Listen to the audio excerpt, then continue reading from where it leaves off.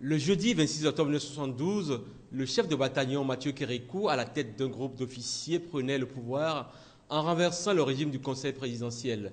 Justin Tometi Aomadegbe, qui venait d'accéder au pouvoir le 7 mai 1972, après Hubert Koutoukoumaga, devait se rendre à l'évidence du énième retour des militaires sur la scène politique. Ce fut la fin du régime civil. Le gouvernement militaire révolutionnaire, désormais aux commandes du Dahomey, a mis sur pied 2 commissions chargées de lui proposer dans les meilleurs délais un programme politique. Programme avec une teinte économique et socio-culturelle.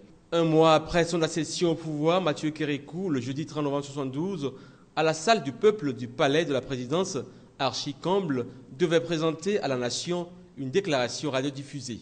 Déclaration en direct sur la radiodiffusion nationale qui prendra le nom de discours-programme du 30 novembre 1972. En effet, ce fut un discours dénommé « Discours-programme de politique nationale et d'indépendance nationale ». Et comme pour socle de ce discours-programme, comptons d'abord sur nos propres forces, sur nos propres ressources, sur l'initiative créatrice des larges masses populaires. Un discours qui entend réorganiser toute la structure économique, culturelle et sociale du Dahomey. Le maître mot, c'était la libération de la domination étrangère, l'éradication de la corruption, de la concussion et du népotisme. Mathieu Kérékou entendait affermir l'autorité de l'État, développer des relations extérieures basées sur le respect de la souveraineté nationale, l'égalité et l'avantage réciproque. 2 ans après le discours-programme du 30 novembre 1972, le gouvernement militaire révolutionnaire devait ensuite faire une option politique, ce qui fut fait le samedi 30 novembre 1974.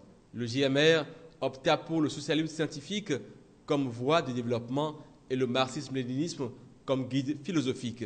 Ainsi, pour Mathieu Kérékou, la société où il fera bon vivre pour chaque Dahoméen et pour chaque Dahoméenne sera une société socialiste.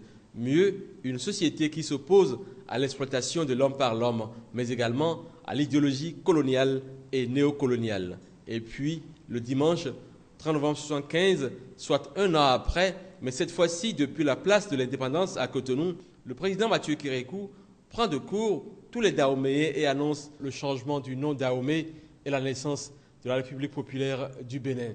La création du parti unique d'alors, le Parti de la Révolution populaire du Bénin, PRPB, ainsi que le changement des couleurs nationales. Le drapeau tricolore passe le témoin au vert frappé d'une étoile rouge à 5 branches régulières dans l'angle supérieur gauche.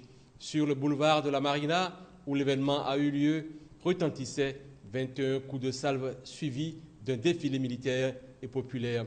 Ce fut les 3 glorieuses, 30 novembre 1972, 30 novembre 1974 et 30 novembre 1975.